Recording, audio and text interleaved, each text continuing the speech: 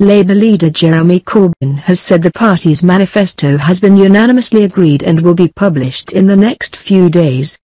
A draft version was leaked which included policies on nationalising railways and renewing Trident weapons.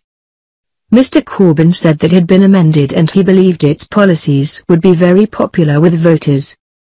About 80 Labour figures including the Shadow Cabinet and National Executive Committee met to finalise the policies. Mr Corbyn did not take questions on the party's final manifesto, saying they would have to wait until its official launch.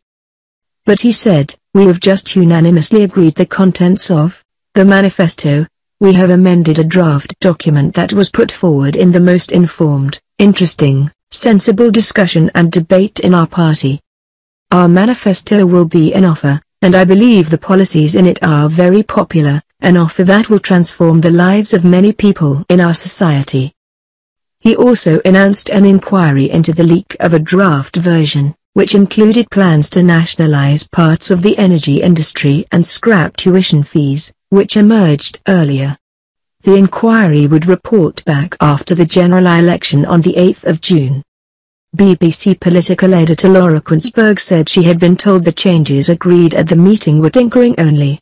According to the draft version, Labour would spend an extra £8 billion on social care over the next Parliament, refuse to make false promises on immigration, stress that any leader should be extremely cautious about using Trident nuclear weapons, which leader Jeremy Corbyn opposes, strengthen trade union rights, including increased unionisation across the workforce and repealing last year's Trade Union Act, scrap the public sector pay cap and reintroduce national pay bargaining, ban so-called zero-hours contracts, increase income tax for the highest earning 5% to raise an extra £6 billion for the NHS, build at least 100,000 council and housing association houses a year, reserve 4,000 homes for rough sleepers.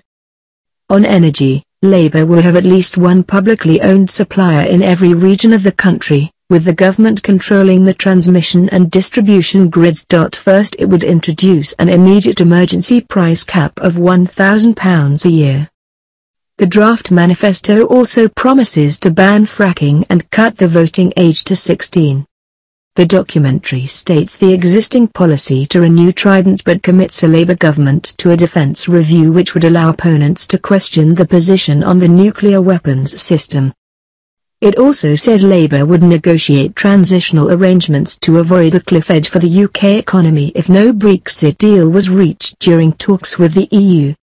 The draft document is seen by some senior Labour figures as the most left-wing manifesto since the party was led by Michael Foot in 1983.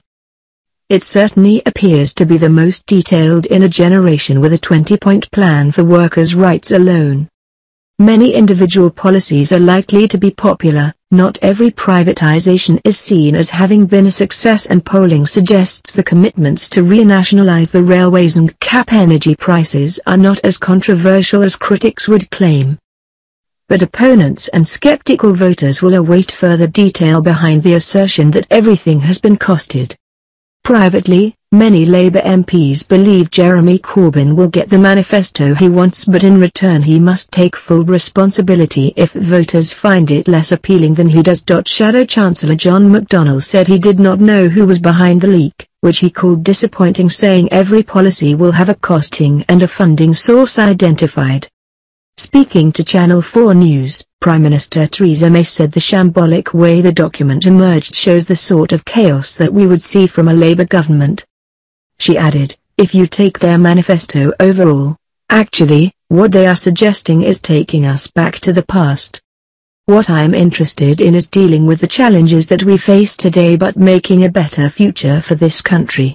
In other general election news, the Conservatives are pledging to continue meeting the NATO target of spending 2% of GDP on defence and to extend by 2 years a pledge to increase the defence budget by at least 0.5% above inflation annually. Labour is also promising to meet the 2% NATO pledge. The SNP's Tommy Shepherd said, The very fact that this draft manifesto has been leaked shows how divided and chaotic the Labour Party are. Most of their MPs do not even support these policies. Scottish Labour leader Cecile Dugdale was unable to attend Thursday's meeting on Labour's manifesto as it clashed with First Minister's questions in the Scottish Parliament.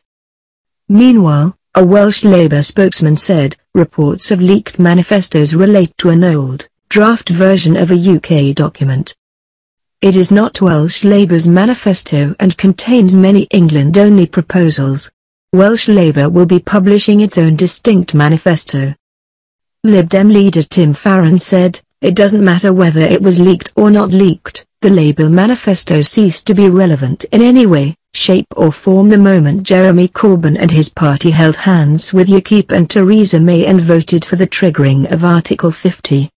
A leaked draft version of the document, which includes plans to nationalise key industries and reverse years of austerity, has been denounced by the Conservatives as a recipe for taxes and borrowing that would leave the UK on the road to ruin. But Mr Corbyn said his policies would be very popular and described the manifesto as an offer that will transform the lives of many people. He said it would ensure that we have a government in Britain on the 8th of June that will work for the many, not the few, and give everyone in our society a decent opportunity. Mr Corbyn added that the party would lay out how its policies would be funded when the manifesto is published in the next few days. The draft manifesto says a government led by Jeremy Corbyn would renationalise the railways as franchises expire, with fares frozen and guards put back on driver-only trains. Establish publicly owned bus companies. Return Royal Mail to public ownership, reversing the coalition government's historic mistake of selling it off. Take energy back into public ownership by setting up a rival to the existing Big Six firms. Earlier, the party's national executive, shadow cabinet, policy forum, trade union leaders and a backbench committee of MPs gathered to rubber-stamp the document ahead of its official launch. As he went into the meeting, Shadow Chancellor John McDonnell told reporters that the manifesto was a fantastic, exciting document, a modernising, exciting new modern manifesto. As the fallout from the leak, and speculation as to the source, continued on Thursday, Mr Corbyn pulled out of a planned poster launch because he was dealing with internal matters ahead of the meeting. A senior Labour source said suggestions the manifesto was leaked by Mr Corbyn's team were categorically and completely untrue. A senior Labour source said suggestions the manifesto was leaked by Mr Corbyn's team were categorically and completely untrue. It is understood Mr Corbyn's office will try to determine the source of the leak, but will not give a running commentary. A separate source denied the leak had come from party headquarters and insisted no one there had the manifesto. The document was unanimously approved by Labour's National Executive Committee and will ensure nobody is ignored, nobody is forgotten, nobody is left behind, Mr Corbyn said.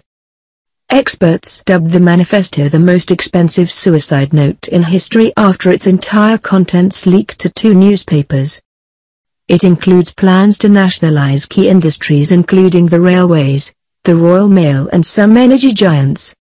Labour leader Jeremy Corbyn predicted the policies would prove very popular.